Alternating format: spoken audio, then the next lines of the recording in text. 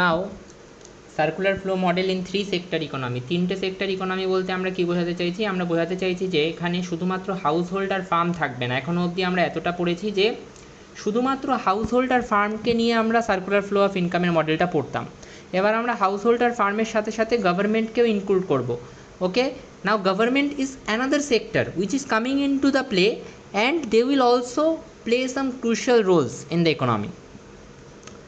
তো now government আসার পরে কিন্তু আর সার্কুলার ফ্লো অফ ইনকামের মডেলটা একই রকম থাকবে না। তো গভর্নমেন্ট আসার আগে কি ছিল? গভর্নমেন্ট আসার আগে আমাদের কাছে হাউস হোল্ড ছিল, আমাদের কাছে ছিল হচ্ছে ফার্ম। হাউস হোল্ড থেকে ফার্মের দিকে কী যেত? হাউস হোল্ড থেকে ফার্মের দিকে, এটা তোমরা নিজেরাই এবার করতে পারবে, হাউস হোল্ড থেকে ফার্মের দিকে কনজামশান এক্সপেন্ডিচার যেত। কী যেত? Consumption expenditure. আচ্ছা, ফার্ম থেকে হাউস হোল্ডের দিকে কী আসতো? ফার্ম থেকে হাউস হোল্ডের দিকে, আচ্ছা এক minute, as you know farm থেকে হাউস হোল্ডের দিকে আসতে হচ্ছে ফ্যাক্টর পেমেন্ট। ফ্যাক্টর পেমেন্ট, আচ্ছা এটাকে আরেকটু আমি এটা এক্সপ্লেন করেছি, তো আমার এটা আরেকবার এক্সপ্লেন করার দরকার নেই। So factor payment. House hold থেকে ফার্মের দিকে আর কি যেত? হাউস হোল্ড থেকে ফার্মের দিকে আর যেটা যেত সেটাকে আমরা বলছি ফ্যাক্টর সার্ভিসেস, অর্থাৎ ল্যান্ড, লেবার, ক্যাপিটাল হিসেবে যারা কাজ করতে যেত তারা ফ্যাক্টর সার্ভিসেস।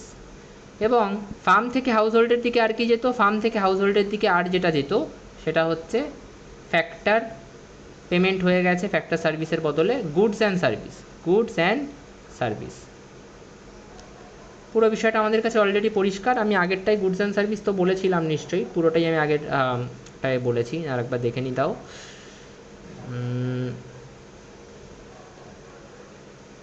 হ্যাঁ, গুডস অ্যান্ড সার্ভিস বলেছি, ফ্যাক্টর পেমেন্ট পুরোটাই বলেছি, হ্যাঁ ঠিক আছে। So my point is now যে এই অবধি আমরা অলরেডি করে ফেলেছি যে হাউস হোল্ড ফার্মের থেকে জিনিস কিনছে, সেটাকে আমরা কি বলছি? সেটাকে আমরা বলছি হাউস হোল্ডের কাছে ফার্মের দিক থেকে গুডস অ্যান্ড সার্ভিস আসছে। তারপরে আমরা সেটা হচ্ছে এই যে অ্যারোটা দিয়ে দেখালাম সেটা। তারপরে আমরা বললাম যে জিনিস কিনছে, টাকাটা দিতে হবে, হাউস হোল্ড ফার্মকে অবশ্যই টাকা দেবে, এমনি এমনি তো জিনিস নেবে না, টাকা দিয়ে নেবে। তো সেটাকে আমি কি বলছি? Consumption expenditure. অ্যারোটা কার দিকে? ফার্মের দিকে, কারণ টাকাটা ফার্মের কাছে যাচ্ছে। তারপরে হাউস হোল্ড ফার্মকে কী দিচ্ছে? ফ্যাক্টর সার্ভিস দিচ্ছে, অর্থাৎ লেবার হিসেবে কাজ করছে ফার্মে গিয়ে, ফার্মকে জমি ভাড়া দিচ্ছে, মেশিন দিচ্ছে, এগুলো করছে ফ্যাক্টর সার্ভিসেস।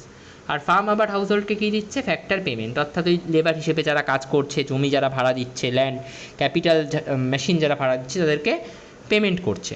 ওকে, এটা অলরেডি হয়ে গেছে। মাঝখানে হঠাৎ করে কে আসলো? ফিনান্সিয়াল সিস্টেম, বা যেটাকে আমরা ব্যাংক বললাম। এই ব্যাংকের কাছে হাউস হোল্ড কীভাবে পৌঁছালো? বললো যে আমাদের কিছু টাকা আপনার কাছে রেখে দিন, একটু ইন্টারেস্ট দেবেন তাহলেই হবে, সেভিং। আবার ফার্ম সেও বললো যে হ্যাঁ আমাদের কিছু টাকা আপনি রেখে দিন, ইন্টারেস্ট দেবেন, অল্প কিছু দিলেই হবে। আবার হাউস হোল্ডের যখন দরকার পড়লো সে ব্যাংকে বললো আপনার কাছে কিছু টাকা থাকলে আমাকে ধার দিন, আমরা ইন্টারেস্ট দেবো। এখন কে ইন্টারেস্ট দেবে? হাউস হোল্ড দেবে। ওকে, এটাকে আমরা কি বললাম? বড়োইং। তারপরে আবার ফার্মের যখন দরকার পড়লো সে বললো যে আপনাদের কাছে কিছু টাকা থাকলে দিন, আমরা ইন্টারেস্ট দেবো। ঠিক আছে, বড়োইং হলো। এই অবধি অলরেডি আমরা করে ফেলেছি। Till this part we have done. Okay, now এর ভালো করে ভাবো। হাউস হোল্ড, এবার আমাদের কাছে নতুন একজন এসছে, সে হচ্ছে গভর্নমেন্ট। সে কে? গভর্নমেন্ট। গভর্নমেন্ট এসে কি বললো? অনেক হয়েছে তোমাদের নিজেদের মধ্যে যা করছো করছো, এবার আমরাও চাইছি, আমরাও কিছু জিনিস চাইছি। সেটা কি? গভর্নমেন্ট এসে বলল এই যে আমাদের কাছে 4 জন ব্যক্তি ছিল, রাতুল, সুরেশ, রাম, আরও অনেকে ছিল। এই 4 জন ব্যক্তিকে বলল তোমরা আমাদেরকে ট্যাক্স দেবে। তোমরা আমাদেরকে কি দেবে? ট্যাক্স। তোমরা ইনকাম করছো তো, তোমরা আমাদেরকে একটা ট্যাক্স দেবে। ওকে, সো হাউস হোল্ডের থেকে গভর্নমেন্টের কাছে কি যাচ্ছে? ট্যাক্স যাচ্ছে। কি যাচ্ছে? ট্যাক্স। ফার্মকেও বললো যে তোমরা তো জিনিস বানাচ্ছ, এত এত প্রফিট করছো, তোমরাও আমাদেরকে কি দেবে? ট্যাক্স দেবে। তো গভর্নমেন্ট এসে এদেরকে কি দিল? বললো যে ট্যাক্স চাপিয়ে দিল এদের উপরও, হাউস হোল্ডের উপরও, ফার্মের উপরও ট্যাক্স চাপিয়ে দিল। দুজনেই এদেরকে এবার ট্যাক্স দেবে, গভর্নমেন্টকে কী দেবে? ট্যাক্স দেবে। ভালো কথা। এবং গভর্নমেন্ট খালি এটা ছাড়লো না, গভর্নমেন্ট বলল এই যে রাম, রাতুল, সুরেশ এরা বলল যে আপনি আমার থেকে ট্যাক্সটা কেন নিচ্ছেন? Why are you asking me tax? why will I, or what is the requirement of my, what is the requirement of me giving yourself the tax? কেন আমি তোমাকে ট্যাক্স দেবো? Will you do anything for me? তুমি কি আমার জন্য কিছু করবে? তুমি কি আমায় কিছু ইন রিটার্ন দেবে? তো গভর্নমেন্ট বললো যে হ্যাঁ দেবো, আমি আপনাকে কিছু সুযোগ সুবিধা দেবো। কীরকম সুযোগ সুবিধা? আপনার ছেলে ক্লাস 10 থেকে 11 থেকে 12 থেকে মাস্টার্স অবধি স্কলারশিপ পাবে, স্বামী বিবেকানন্দ স্কলারশিপ। পেনশন পাবেন, চাকরি থেকে রিটায়ার হয়ে গেলে কি পাবেন? পেনশন পাবেন। বিভিন্ন প্রকল্প চলবে, লক্ষ্মীর ভাণ্ডার, বার্ধক্য ভাতা, বিধবা ভাতা, বিভিন্ন স্কিম চলবে, বিভিন্ন কৃষি যোজনা থাকবে, বিভিন্ন জীবন বীমা যোজনা থাকবে সরকারের, বিভিন্ন অটল পেনশন যোজনা, সুকন্যা সমৃদ্ধি যোজনা, তারপরে বিভিন্ন ভ্যারিয়াস স্কিমস চলবে।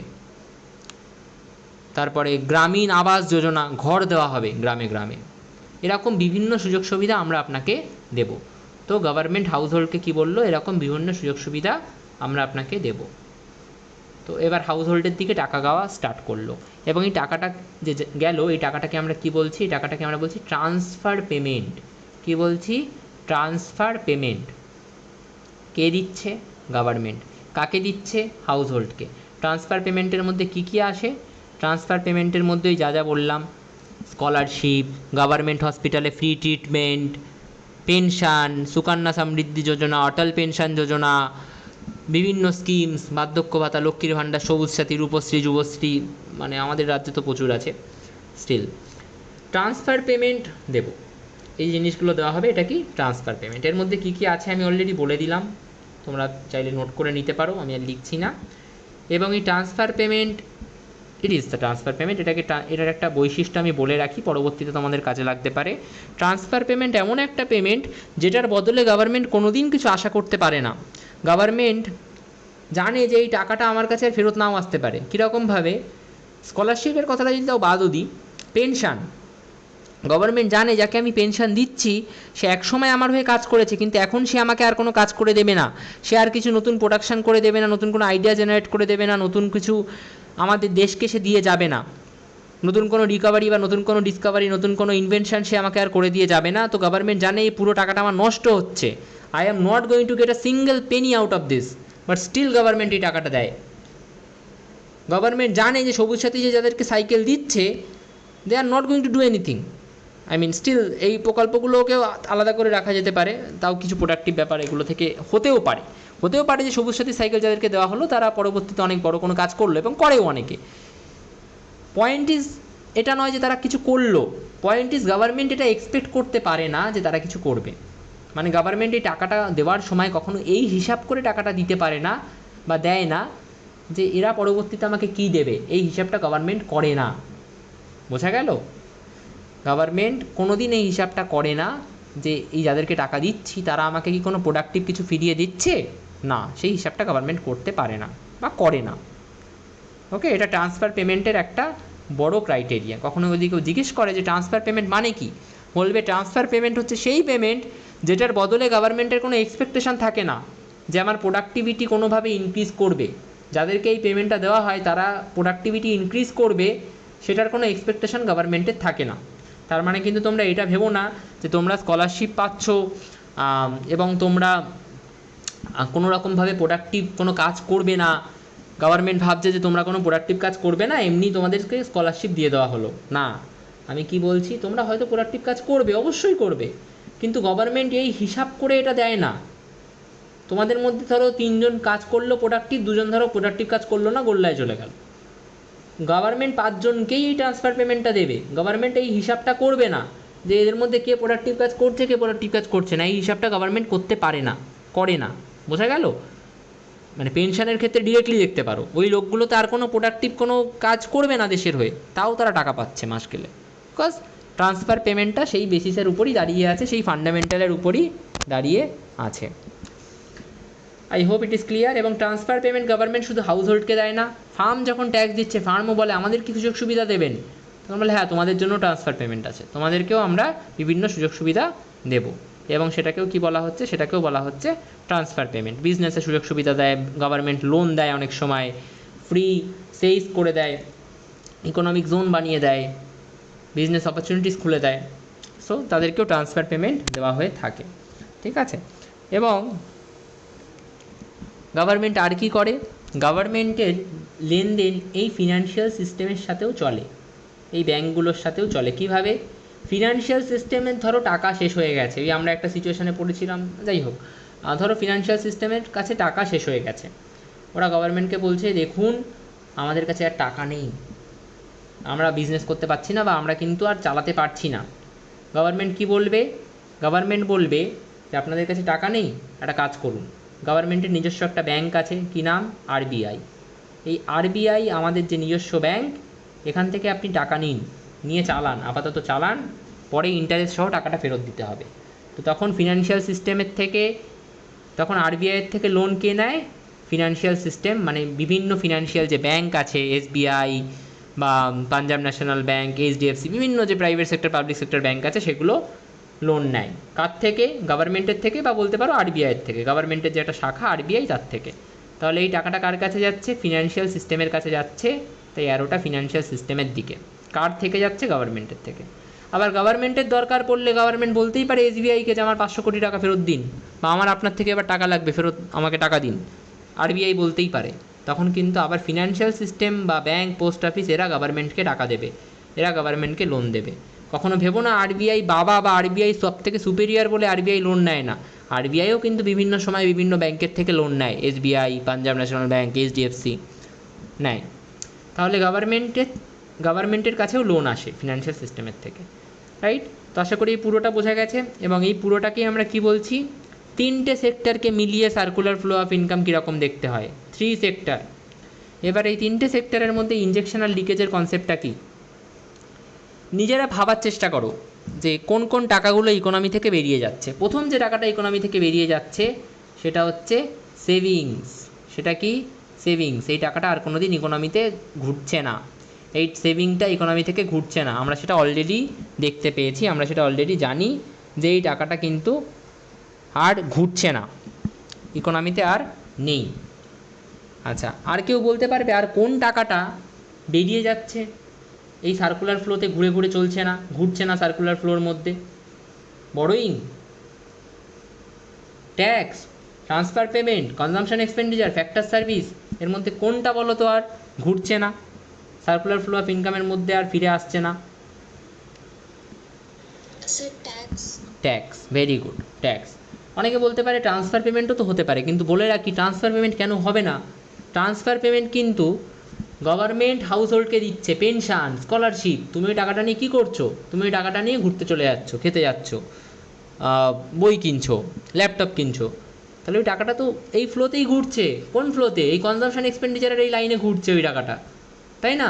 ওই টাকাটা কি বেরিয়ে গেল সার্কুলার ফ্লো থেকে? মোটেই না, সার্কুলার ফ্লোর মধ্যেই থাকলো। ট্রান্সফার পেমেন্টে সব টাকা আবার সার্কুলার ফ্লোতে ফিরে আসে, কিন্তু ট্যাক্সে যে টাকাটা চলে গেল গভর্নমেন্টের কাছে, সেই টাকাটা কিভাবে ফেরত আসবে আমরা তার হিসাব কোনো দিন না পাই, না জানতে পারি, না বুঝতে পারি। একটা হিসাব গভর্নমেন্ট দেখায়, কিন্তু ট্যাক্সে যত টাকা ওঠে সব টাকা কি গভর্নমেন্ট এফিশিয়েন্টলি খরচ করে? নাহলে তো পার্থ চ্যাটার্জির বাড়িতে এরকম কোটি কোটি টাকা আসে না। যদি গভর্নমেন্ট এফিশিয়েন্টলি এত এত টাকা খরচ করতো, তাহলে পার্থ চ্যাটার্জির বাড়িতে তো নিশ্চয়ই 25 কোটি টাকা পাওয়া যেত না, রাইট? আর এরকম আরও মানে ওই কালীঘাটে 6টা জমিওয়ালা বাড়িও থাকতো না কারুর। আমি বাস বলছি point, it is not political দিক থেকে নিলে হবে না।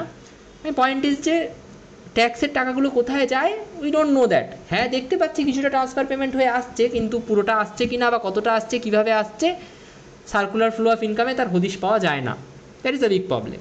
তো ট্যাক্স কিন্তু আসবে না, ট্যাক্স কিন্তু ইকোনমি থেকে বেরিয়ে যাবে, সার্কুলার ফ্লো অফ ইনকাম থেকে ওটা বেরিয়ে যায়, আর আসে না। কিছুটা আসে, কিন্তু বেশিরভাগটা বেরিয়ে যায়, রাইট?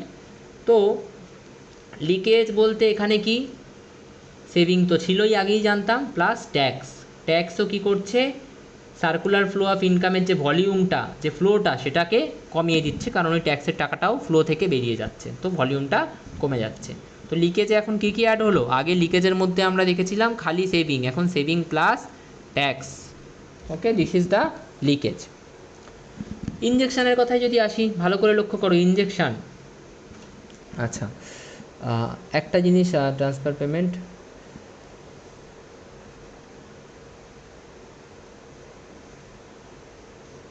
আচ্ছা একটা বিষয় আমি একটু বলিনি, সেটা হচ্ছে যে গভর্নমেন্ট না নিজেও খরচ করে, গভর্নমেন্ট ট্রান্সফার পেমেন্ট দেওয়া ছাড়াও একটা খরচ করে। সেই খরচটা কিসের উপর করে? স্কুল বানাতে, হসপিটাল বানাতে, ইনফ্রাস্ট্রাকচার বানাতে, রেলওয়েজ বানাতে, ব্রিজ বানাতে, রাস্তা বানাতে, গভর্নমেন্টের যে অফিসিয়াল এমপ্লয় থাকে যারা সরকারি চাকরি করে তাদেরকে স্যালারি দিতে, পেনশন দিতে, পেনশনটা যদি ট্রান্সফার পেমেন্ট, বাট স্যালারি দিতে গভর্নমেন্ট কিন্তু একটা টাকা খরচ করে। সেই টাকাটাকে আমরা কি বলি? সেটাকে আমরা বলি গভর্নমেন্ট এক্সপেন্ডিচার, গভর্নমেন্ট এক্সপেন্ডিচার। ঠিক আছে, এবার সেই টাকাটাকে যদি আমি ধরো দেখাতে চাই, যে তুমি অ্যারো দিয়ে এটাকে ফার্মের উপর দেখিয়ে দিতে পারো। কেন ফার্মের উপর দেখালাম? কারণ সেই টাকাটা সরাসরি হাউস হোল্ডের উপর গভর্নমেন্ট খরচ করছে না, সেই টাকাটা গভর্নমেন্ট অ্যাকচুয়ালি কোনো ফার্মকে বলছে যে আপনারা এই জিনিসগুলো বানিয়ে দিন, তারপরে গভর্নমেন্ট সেগুলোকে সেট আপ করছে এমপ্লয় দিয়ে। অর্থাৎ ওই ইট বালি পাথর সিমেন্ট নিয়ে গভর্নমেন্ট একটা ব্রিজ বানালো, তো ইট বালি পাথর সিমেন্টটা কার থেকে নেবে? গভর্নমেন্ট নিজে তো বানায় না, গভর্নমেন্ট তো কোনো দোকান না, কোনো দোকানকে বলবে বা কোনো ফার্মকে বলবে যে আপনারা ইট বানিয়ে দিন, আপনারা বালি পাথর সিমেন্ট বানিয়ে দিন, আমরা একটা ব্রিজ বানাবো, রাইট? তারপরে সেই ব্রিজটা বানানোর জন্য ইঞ্জিনিয়ার কোথা থেকে নেবে? গভর্নমেন্ট মানে কি নিজের দেশের লোক নিয়েই তো গভর্নমেন্ট, ইঞ্জিনিয়ার কোথা থেকে নেবে? পিডাব্লিউসি বা বড় বড় কোম্পানি যারা আছে, যারা ইঞ্জিনিয়ার যাদের এখানে রয়েছে তাদের থেকে ইঞ্জিনিয়ার নেবে। তো আলটিমেটলি এই পিডাব্লিউসি বলো বা বড় বড় কোম্পানি বলো বা ওই যারা ইট বালি পাথর বানিয়ে দিচ্ছে, সিমেন্ট বানিয়ে দিচ্ছে, তারা সব তো ফার্ম। তো গভর্নমেন্ট এই খরচটা কার উপর করছে? হিসাব মতো ফার্মের উপরেই করছে, এবং পরবর্তীতে এই জিনিসগুলো নিয়ে যেগুলো বানাচ্ছে সেগুলো এই ফার্মের মারফতই বানাচ্ছে। গভর্নমেন্টের যে বড় বড় প্রজেক্ট, আদানি, আদানি কি গভর্নমেন্ট? না, আদানি গভর্নমেন্ট না, তারপরেও আদানি রাস্তা বানাচ্ছে, গভর্নমেন্টের সাপোর্টেই বানাচ্ছে। তো গভর্নমেন্টই তো পেটেন্টটা দিচ্ছে, গভর্নমেন্টই তো ওদেরকে, পেটেন্ট বলা ভুল, গভর্নমেন্টই ওদেরকে অথরাইজেশনটা দিচ্ছে, হ্যাঁ বানাও, তুমি বানাও, আমাদের এক্সপেন্ডিচারটা আমরা করব, কিছুটা আমরা করব, কিছুটা তোমরা করবে, সেটাকে বলা হয় সেমি প্রাইভেট। পুরোটা প্রাইভেটও হতে পারে, পুরোটা গভর্নমেন্ট পেইডও হতে পারে, কিন্তু গভর্নমেন্ট বলছে তুমি বানাও, পেমেন্ট আমরা করব, জিনিস আমরা কিনবো, কিন্তু বানাচ্ছে কার মারফতেই? ফার্মের মারফতেই। এবং টাকাটা কাকে দিচ্ছে? ওই ফার্মকেই দিচ্ছে। এবং এই ফার্মই সবাইকে কানেক্ট করে, ওই ইট বালি পাথর সিমেন্টের দোকানকে কানেক্ট করে, ইঞ্জিনিয়ারকে কানেক্ট করে রাস্তাটা বানিয়ে দিচ্ছে, এবং পেমেন্ট কার থেকে নিচ্ছে? গভর্নমেন্টের থেকে। তাহলে ওই টাকাটা কিন্তু ফার্মের কাছেই যাচ্ছে। এটাকে আমরা কি বলছি? Government expenditure. কি বলছি? Government expenditure. আমি তোমাদেরকে একটা কাজ দিচ্ছি, এটা সুন্দর করে আমি এখন পারলে স্ক্রিনশট তুলে নাও, আমি সময় দেবো একটু পরে, তারপর সুন্দর করে সবাই আমাকে এটা লিখে মানে এঁকে পাঠাবে, সুন্দর করে এঁকে পাঠাবে। আমি যদি সুন্দর করে আঁকতে পারলাম না, বাট তোমরা সুন্দর করে এঁকে পাঠাবে। ওকে, সো হলো, এটাকে আমরা কি বলছি? Government expenditure. এবার তোমরা ভেবে বলো, ইনজেকশন তোমরা পড়লে, একটু আগে আমরা ইনজেকশন পড়েছি, ইনভেস্টমেন্ট যেটা হয় সেটাকে আমরা ইনজেকশন বলছিলাম, রাইট? আর কোনো ইনজেকশন তোমরা এখানে দেখতে পাচ্ছ? আর এমন কোনো কাজ, ইনজেকশন মানে কি? এমন কোনো অ্যাক্টিভিটি, এমন কোনো কাজ, একদম। ইনজেকশন মানে এমন কোনো কাজ, এমন কোনো অ্যাক্টিভিটি যেটা হলে ইকোনমি বুস্ট হবে, প্রোডাকশান বাড়বে, এমপ্লয়মেন্ট বাড়বে, লোকের কাজ বাড়বে, লোকে বেশি করে ওয়েজ পাবে, বেশি করে তারা টাকা পাবে, তারা বেশি খেতে পারবে, ডিম্যান্ড বাড়বে। একমাত্র যদি গভর্নমেন্ট এক্সপেন্ডিচারের কথা বলি, সেটা হলেই, গভর্নমেন্ট এক্সপেন্ডিচার করলো মানে কি? গভর্নমেন্ট ঠিক করেছে নতুন রাস্তা বানাবে, নতুন হসপিটাল বানাবে, হসপিটালের জন্য কি লাগবে? ডক্টর লাগবে, নার্স লাগবে, রাস্তার জন্য কি লাগবে? ইঞ্জিনিয়ার লাগবে, বালি পাথর সিমেন্ট লাগবে, হসপিটাল বানাতেও বালি পাথর সিমেন্ট লাগবে, ইঞ্জিনিয়ার লাগবে। তারা কাজ পাবে, তারা ইনকাম পাবে, ডিম্যান্ড বাড়বে ইকোনমিতে, ইকোনমিক অ্যাক্টিভিটি বাড়বে, ট্রানজ্যাকশান বাড়বে, টাকা পয়সার লেনদেন বাড়বে, তো ইকোনমিক অ্যাক্টিভিটি কিন্তু বাড়বে। ঠিক আছে, এবার মাই পয়েন্ট ইজ নাও, তাহলে গভর্নমেন্টের এই যে এক্সপেন্ডিচার, এটাও কিন্তু ইকোনমিকে বুস্ট করতে সাহায্য করে। আর যা কিছু ইকোনমিকে বুস্ট করতে সাহায্য করে, ইকোনমিক অ্যাক্টিভিটি বাড়াতে সাহায্য করে, ট্রানজ্যাকশন বাড়াতে সাহায্য করে, লেনদেন বাড়াতে সাহায্য করে, তা কিছুই হচ্ছে আমাদের তা কিছুই হচ্ছে আমাদের ইনজেকশন। তাহলে ইনভেস্টমেন্টের সাথে সাথে এবার আমাদের গভর্নমেন্ট এক্সপেন্ডিচার, সরি, গভর্নমেন্ট এক্সপেন্ডিচারের সাথে সরি একটু আগে আমরা দেখেছিলাম যে ইনভেস্টমেন্ট একটা ইনজেকশন, তার সাথে সাথে এখন গভর্নমেন্ট এক্সপেন্ডিচারটাও যুক্ত হলো ইনজেকশন হিসেবে। ঠিক আছে, হয়ে গেল। এবার